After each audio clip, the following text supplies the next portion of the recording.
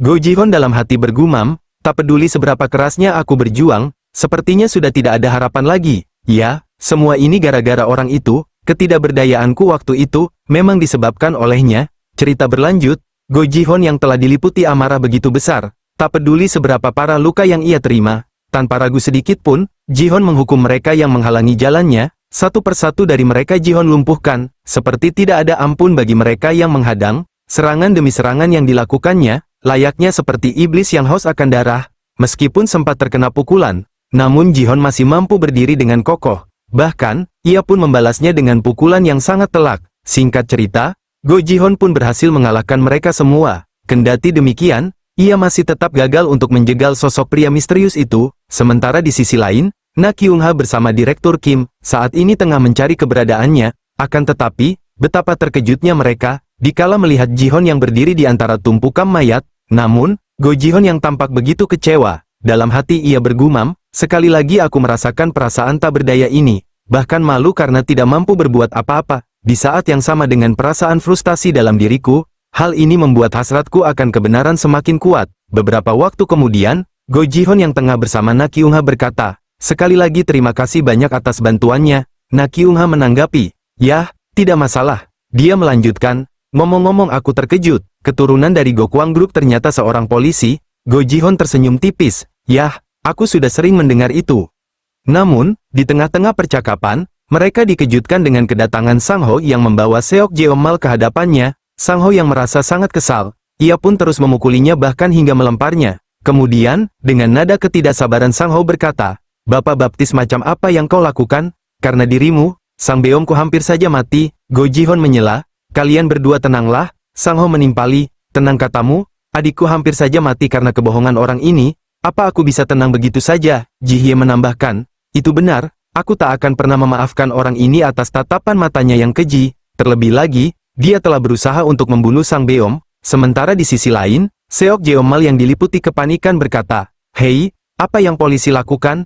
Cepat bantu aku. Melihat Sang Ho yang terus memukuli Seok Jeomal, Na Kyung-ha bertanya, apa ini tidak masalah? Go Ji-hon menjawab, tidak apa-apa, lagi pula orang itu pantas menerimanya. Tak lama kemudian, Direktur Kim yang datang berkata, Tuan muda, bagaimana lukamu? Go Ji-hon menanggapi, oh, tentunya seluruh tubuhku terasa sakit.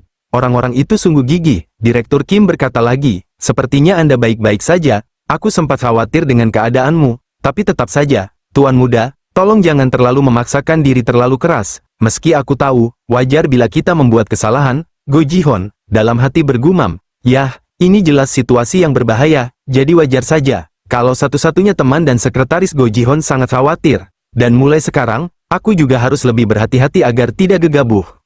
Ji-hon melanjutkan, dengan begitu, insiden di Sakguido pun berakhir. Namun sayangnya, tato harimau dan kejadian HSO tidak pernah terungkap. Sementara itu, Direktur Kim dan Ji Hye berusaha melakukan yang terbaik untuk membantu penduduk desa, dengan pengobatan dan membawa mereka ke rumah sakit. Lalu Seok Jeomal beserta geng Maipa lainnya, melalui pencarian besar-besaran di pulau itu, sejumlah besar bahan baku obat dan mayat ditemukan. Dia menghancurkan orang-orang beriman yang berkuasa, dan mengejutkan seluruh masyarakat dengan satu beritanya. Selain itu, aku berterima kasih kepada Detektif Na, dari kepolisian Jeju yang mau melakukan wawancara atas namaku. Dengan begitu, aku jadi bisa dengan mudah kabur dari para wartawan. Lalu tentang Wang Onggu sendiri, kasus tersebut akhirnya ditutup. Ketika dia ditemukan dalam keadaan dingin di bawah laut, cerita berlanjut, setelah semua urusan di Pulau Jeju selesai, Go Ji-hon dan yang lainnya pun bersiap untuk kembali ke Suwon. Bahkan kepulangannya kali ini, ia dijemput dengan pesawat pribadi milik keluarganya. Sang Beom dan Ji Hye yang melihat hal itu, mereka pun tampak sangat antusias. Sementara di sisi lain, Go Ji-hon yang cukup terkejut berkata, Direktur Kim, ini sungguh luar biasa, kau benar-benar sudah bekerja keras kali ini. Aku bahkan tidak tahu kalau Go Gwang punya pesawat pribadi seperti itu. Direktur Kim menanggapi, yah, ketualah yang mengirimnya, karena dia tahu katanya Anda sedang kesulitan. Go Ji-hon membalas, baiklah, kalau begitu, Direktur Kim, terima kasih juga atas kerja kerasmu, liburan berbayar dan bonus naik 3 kali lipat. Aku juga akan memberikan voucher belanja, di sebuah apartemen store kepada orang yang kusayangi. Kurasa kau pantas menerimanya, karena telah melakukan pekerjaan ini dengan sangat baik, bukankah begitu? Mendengar hal itu, dengan nada bergetar Direktur Kim berkata, Tuan muda, kenapa? Apa ini tidak cukup? Kemudian, dengan kalimat sedikit menjilat ia melanjutkan, Tuan muda, Apa Anda terluka? Seharusnya aku yang terluka, bukan Anda. Aku benar-benar khawatir. Beberapa saat kemudian, mereka pun akhirnya melanjutkan perjalanan untuk pulang. Singkat cerita, setibanya di Suan, Go Ji-hon melanjutkan perjalanannya untuk menemui rekan-rekannya di kantor. Kendati demikian, Direktur Kim yang juga mengantarnya berkata, "Tuan muda, apa Anda berencana langsung bekerja setelah Anda kembali? Kenapa Anda tidak makan bersama ketua dan anggota parlemen yang Menchun?" Go Ji-hon menanggapi, "Kalau sekarang waktu yang sangat sibuk, lakukan saja lain kali." Direktur Kim berkata lagi, "Tuan muda, baiklah, aku juga mau pergi ke Prancis." Go Ji-hon membalas, "Yah, nikmati saja perjalananmu, dan tetap berhati-hatilah selama kau di sana." Sesaat kemudian, sesampainya di depan kantor kepolisian Suan, ia melihat nama unit baru yang telah didirikan. Tanpa pikir panjang, Ji-hon pun memasuki ruangan tersebut. Di sana, Huan Jungwo yang melihat kedatangannya berkata, "Ah, ternyata kau sudah kembali." Go Ji-hon bertanya, "Wah, apa ini kantor baru kita?" Huan Jungwo menjawab, "Yah, ini kantor baru kita yang ada di unit investigasi khusus. Selain itu, sekarang kita bisa makan, tidur, dan mandi di sini." Detektif Kang menimpali, "Sekarang sudah dipastikan aku ini seorang budak. Sialan, kita dilarang pulang sebelum memecahkan kasusnya." Go Ji-hon bertanya, "Tapi kenapa kita harus pindah kantor? Padahal, kita masih bisa melakukan apa yang biasa dilakukan bukan?" Huan Jungwo menjawab, "Itu karena, letak Guangsu dan Guonri sama, cuma namanya saja yang berbeda." Dia melanjutkan, "Ngomong-ngomong, maafkan aku Ji-hon, tapi kau harus pergi ke suatu tempat." Go Ji-hon menyela, "Apa, memang mau pergi kemana?" Huan Jungwo membalas, "Ada insiden bunuh diri di sebuah kompleks apartemen dini hari tadi. Tapi sialnya, ada seseorang yang lewat tepat di bawahnya. Namun sayangnya, orang yang melompat sekarang ini sedang berada di unit perawatan intensif. Sedangkan seorang pejalan kaki tewas di tempat. Oleh sebab itu, karena kau baru saja pulang kerja hari ini, jadi mampirlah ke rumah duka dan segeralah pulang." Mendengar hal itu, Go Ji-hon dalam hati bergumam, "Insiden bunuh diri, tapi menewaskan seorang pejalan kaki. Aku merasa ada yang aneh dalam kasus ini." Singkat cerita, beberapa waktu kemudian, ia pun saat ini tengah dalam perjalanan menuju rumah duka. Kendati demikian, tiba-tiba Ji-hon menghentikan langkahnya, lalu berkata, Begitu aku kembali sudah ada kasus seperti ini. Dan dari semua tempat, bukankah ini Sang Sudong tempat Haesu meninggal? Jadi intinya, apakah ini tidak akan jadi masalah? Kurasa aku perlu melihat-lihat tempat Haesu dalam perjalanan pulang nanti." Namun, dari kejauhan, Go Ji-hon melihat seorang pria yang tengah tertunduk lesu. Dia adalah Lee Chol-yong, sekaligus kekasih korban yang bernama Yona. Namun, di saat Ji-hon mencoba mendekatinya, Lee Chol-yong yang diliputi kesedihan, ia pun tiba-tiba menjatuhkan tubuhnya. Sontak saja, hal itu pun membuat Ji-hon terkejut. Akan tetapi, melihat wajah Lee Chol-yong yang tidak asing, Ji-hon pun mulai teringat, jika Lee Chol-yong adalah orang yang sebelumnya ia temui di sebuah restoran pizza. Lanjut Ji-hon berkata, bukankah kau karyawan restoran pizza Mare Orae?" Lee Chol-yong yang sama terkejutnya menjawab, memang benar, Anda kan orang yang waktu itu datang dan memberiku uang." Go Ji-hon membalas, "Ya ampun, tak kusangka bakal ketemu pekerja paruh waktu, dari restoran Mare Ore Pizza di sini." Lee Chol-yong tertawa kecil, "Haha, aku juga sama, senang bisa bertemu dengan Anda lagi." Kendati demikian, Go Ji-hon dalam hati bergumam, meski begitu, tapi kenapa kulitnya jadi lebih pucat seperti itu? Beberapa waktu kemudian, di saat memasuki ruangan, Ji-hon melihat dua orang yang tampak sangat terpukul. Dalam hati ia bergumam, dilihat dari kesedihan mereka, apa mereka ada hubungannya dengan korban yang meninggal hari ini? Cerita berlanjut, Lee Chol-yong yang membuka percakapan berkata, "Terima kasih karena Anda sudah mau datang lagi. Namaku Lee Chol-yong." Ji-hon membalas, "Aku Inspektur Go Ji-hon, dari kantor polisi Suan." Lee Chol-yong menanggapi, ternyata Anda seorang polisi." Dia melanjutkan, "Tuan Ji-hon, aku sudah lama ingin bertemu dengan Anda, dan juga, 2 juta won yang pernah Anda berikan padaku waktu itu, sudah mengubah seluruh hidupku. Berkat itu, aku mendaftar ke Akademi Ujian Masuk Sekolah Seni, yang sudah lama aku tinggalkan, dan meneruskannya ke perguruan tinggi. Di sana aku bertemu Yona, kami menjadi sepasang kekasih, dan aku belajar tentang cinta untuk pertama kalinya. Itu semua berkat bantuan Anda. Jadi aku ingin mengucapkan terima kasih pada Anda." Lee Chol-yong menambahkan, "Aku tidak pernah menyangka Yona akan pergi secepat ini. Andai saja ia sedikit menjauh, mungkin saja tidak akan jadi seperti ini. Yona kami, aku tidak rela membiarkannya pergi seperti ini, meskipun ku tahu itu tidak adil bagiku." Mendengar hal itu, Go Ji-hon dalam hati bergumam, benar, bisa dibilang ini sebuah insiden malang, di mana seseorang yang melompat dan pejalan kaki bertabrakan, pelompatnya selamat sedangkan si pejalan kaki tewas. Ini sebuah kecelakaan yang tidak bisa diprediksi oleh siapapun. Namun, Li Cholyong yang masih belum bisa menerima kenyataan berkata, orang yang jatuh itu, dia malah segar bugar bukan? Jadi bagaimana mungkin? Hanya Yona kami yang tidak bersalah yang mati, ini tidak masuk akal. Li Cholyong kemudian bangkit, lalu berkata lagi, maaf, aku mau kembali sekarang, aku tidak bisa pergi terlalu lama. Go Ji-hon menimpali, oh, tunggu sebentar, nomorku ada di kartu namaku, jadi kalau butuh bantuan, silahkan hubungi aku. Sambil pergi Li Cholyong menanggapi, aku sangat bersyukur, tapi kupikir itu tidak mungkin terjadi, karena aku sudah menerima bantuan Anda sekali. Go Ji-hon, dalam hati bergumam, aku jadi merasa tidak enak dengan orang itu, tapi kenapa? Apa mungkin karena hidupnya ada kemiripan dengan masa laluku? Keesokan harinya, Go Ji-hon yang baru datang bertanya, ada apa ini? Kenapa kalian berkumpul sepagi ini? Detektif Kang menjawab, kami sedang mengadakan pertemuan soal Han Yeso. Dia adalah orang yang dalam kasus percobaan bunuh diri. Cerita lalu berpindah ke dalam ruangan. Di sana, Huan Jungwo yang memberikan penjelasan berkata, sebelum dioperasi, dokter menyuruhku untuk mengambil gambar, dan jika diperhatikan, apa masuk akal seorang mahasiswi biasa, memiliki bekas luka yang begitu parah di tubuhnya. Jadi menurutku, ini bukanlah hal yang biasa. Mendengar hal itu, Go Ji-hon dalam hati bergumam, itu benar. Apalagi melihat luka di tubuh seseorang yang mencoba bunuh diri, rasanya itu tidak masuk akal. Song Jun kemudian menambahkan, tapi masalah sebenarnya adalah, setelah catatan di ponselnya dipulihkan oleh komputer, sebelumnya dia menerima pesan di pagi hari, coba kau lihat ini. Go Ji-hon mengernyit, ini, apa-apaan ini? Song Jun melanjutkan, yah, bukankah ini aneh, teks sepihak dan konten yang memaksa, jadi luka di tubuhnya tidak bisa disimpulkan sebagai penguntitan? Go Ji-hon bertanya, lalu bagaimana dengan nomor ini? Apa orangnya sudah teridentifikasi? Song Jun menjawab, pesannya baru sampai subuh tadi, aku sudah mengajukan permohonan pemeriksaan latar belakang ke perusahaan telekomunikasi, tapi hingga detik ini tidak ada tanggapan.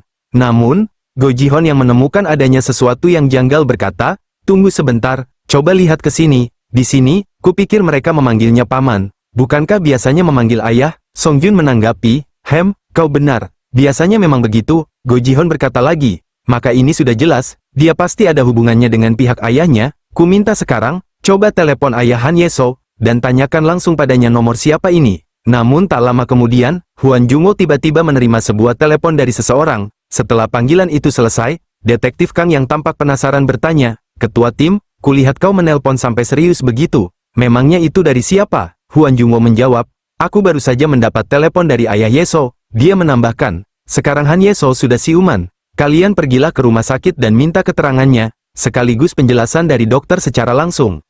Cerita lalu berpindah ke rumah sakit di mana Han Yeso dirawat. Di sana, Go Ji-hon yang menemui ayah Han Yeso bertanya, permisi, bagaimana kondisi putri Anda? Ayah Han Yeso menjawab, detektif Anda di sini? Dokter bilang operasinya berjalan dengan baik, tidak ada pendarahan di perut maupun otak. Mendengar hal itu, Go Ji-hon dalam hati bergumam, melihatnya saja membuatku kasihan. Tapi meski begitu, satu nyawa melayang disebabkan putrinya sendiri. Dan sekarang, malah ia harus merasa seperti orang berdosa, dan ingin mati menggantikan orang lain. Cerita berlanjut, Song Jun yang menunjukkan ponselnya berkata, Pak, apa Anda tahu nomor siapa ini? Seketika ayah Han Yeso terkejut, lalu berkata, nomor ini, bukankah ini nomor tuan muda? Go Ji-hon bertanya, tuan muda? Siapa dia? Ayah Han Yeso menjawab lagi, dia adalah putra dari orang tempatku bekerja, dan aku sudah cukup lama bekerja sebagai supirnya. Anakku dan tuan muda seumuran, jadi mereka sudah bersama sejak masih kecil. Go Ji-hon dalam hati bergumam, astaga, ini jadi semakin rumit, orang yang dirawat adalah putrinya sendiri. Tapi di samping itu, orang yang membuat putrinya menjadi seperti ini, adalah putra dari majikannya sendiri. Namun, tak lama kemudian, seorang pria yang tiba-tiba datang berkata, hei, siapa kalian? Dia melanjutkan, wah, atmosfer orang di sini seram sekali. Jadi biar ku tebak, kalian bukan temannya Yeso kami kan? Go Ji-hon bertanya, maaf, tapi kau ini siapa ya? Pria itu menjawab, oh, aku adalah Cho Tae-wo. Dia menambahkan, tapi kalau orang bertanya lalu dijawab jelas, harusnya ada imbalannya kan? Go Ji-hon menimpali, kami datang dari kantor polisi Suan, dan saat ini kami sedang melakukan penyelidikan. Jadi mohon kerjasamanya. Cho Tae-wo tertawa kecil. Maafkan aku bahkan tidak mengenali para detektif. Cho Tae-wo lalu bertanya, Paman, Yeso kita baik-baik saja kan? Ayah Han Yeso menjawab, ya, operasi Yeso berjalan lancar, jadi dia baik-baik saja. Ayah Han Yeso melanjutkan, Tuan muda, saya sangat bersyukur Anda mau memberi kami sumbangan. Cho Tae-wo tertawa kecil, hahaha, sama-sama Paman. Lagi pula, Paman sudah bekerja keras sampai sejauh ini. Yang lebih penting, bukankah Yeso itu temanku? Cho Taewo menambahkan, Paman, kau pasti merasa sedih sekali kan? Namun aku juga sibuk. Tapi maaf aku cuma bisa memberimu sebanyak itu karena aku sedang terburu-buru. Ayahan Yeso mengernyit. Ya ampun, Tuan Muda, Anda juga membawa buah tangan segala. Terima kasih sudah datang. Cho Taewo tersenyum sinis. Oh ya, jika dia mau dipindahkan ke kamar rumah sakit lain, ayahku bilang akan memberinya single room loh. Ayahan Yeso menanggapi. Terima kasih banyak Tuan Muda. Bagaimana saya bisa membalas kebaikan ini? Sementara di sisi lain, Go Ji-hon yang merasa Cho Taewo memiliki tujuan tertentu. Dalam batinnya Ji-hon bergumam, dia ini, dasar bajingan laknat, bajingan iblis yang bermuka dua. Dia menginjak-injak Han Yeso dengan tangannya sendiri. Lalu dia mempermainkan hati orang seakan-akan dia sedang menolong mereka. Cerita berlanjut. Cho Taewo dengan nada penasaran bertanya, Paman, ada di mana Yeso? Apa dia masih dirawat? Ayah Han Yeso menjawab, sekarang Yeso sedang dalam tahap pemulihan. Cho Taewo menimpali, aku datang untuk menjenguknya, jadi aku harus melihat wajahnya dulu. Akan tetapi, detektif Kang dengan cepat menahan langkahnya, dia lalu berkata, Cho Taewo, sebelum kau pergi, mari kita bicara sebentar. Cho Taewo mendengus kecil, baiklah, tapi saat ini aku harus menemuinya dulu, jadi tanyakan saja padaku lain kali. Tentu saja, penolakannya itu membuat detektif Kang sangat geram. Ku minta kau bekerja sama dengan baik, karena ini masih investigasi awal, maka prosesnya pun akan cepat selesai. Cho Taewo menimpali, hei, bajingan kecil ini bahkan tak tahu apa yang kalian takutkan. Detektif Kang mengernyit, sialan, apa-apaan bocah ini? Cho Taewo membalas, apa kau membawa surat perintah? Selain itu, kenapa kau malah mencengkram orang sibuk dan mengganggunya? Jadi cobalah untuk bersikap sopan dan hormat. Saat orang memanggil kalian detektif, oke, dia menambahkan. Lagi pula, para polisi yang menerima gaji dari uang negara, namun memperlakukan warganya dengan kasar. Rasanya itu tidak etis, akan tetapi, belum selesai dia bicara. Go Ji-hon yang sudah sangat kesal, tanpa banyak bicara ia pun langsung memukul wajahnya, bahkan hingga membuatnya terpental di atas lantai. Kendati demikian, hal itu pun terjadi hanya dalam bayangannya saja. Sementara itu, Song Jun yang melihatnya sedari tadi hanya melamun. Dengan nada keras ia berkata, Ji-hon, dari tadi aku memanggilmu tapi tidak dijawab. Sebenarnya kau ini lagi ngelamunin apaan sih? Go Ji-hon tertawa kecil. Hahaha, maaf, tadi aku lagi mikirin hal lain. Dalam gumamannya ia melanjutkan, jika itu aku di masa lalu, sudah pasti bakal aku usir. Dia menambahkan, oke, sekarang aku bukanlah Bae Minso, jadi sudah saatnya detektif Go Ji-hon untuk melangkah maju.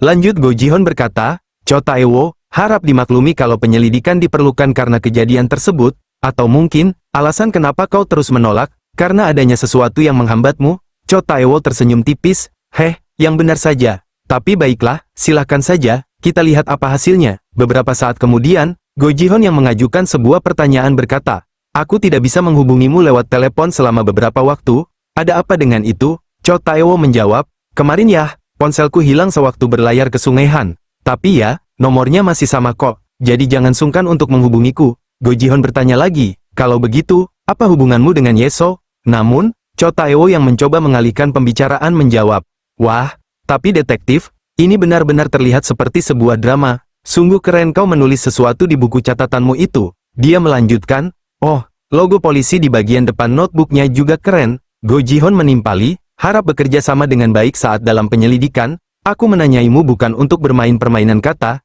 jadi jawablah setiap pertanyaanku dengan benar. Apa hubunganmu dengan Yeso? Cho Taewo menanggapi, oh benar, kau menanyakan hal itu ya, tapi ya, rasanya ini agak rumit sih. Selain itu, apa kata keluargaku kalau aku mengatakan hal ini pada mereka? Jadi, bisakah Anda merahasiakannya? Namun, mendengar jawabannya yang terus berputar-putar dan membingungkan, Go Ji-hon dalam hati bergumam, apa ini? Perasaan dejavu macam apa ini? Tapi bila ku ingat lagi, Choi Myung dia mencoba mempersingkat pembicaraan seperti bajingan itu, yah, sepertinya para bajingan kriminal ini tidak akan membiarkannya begitu saja.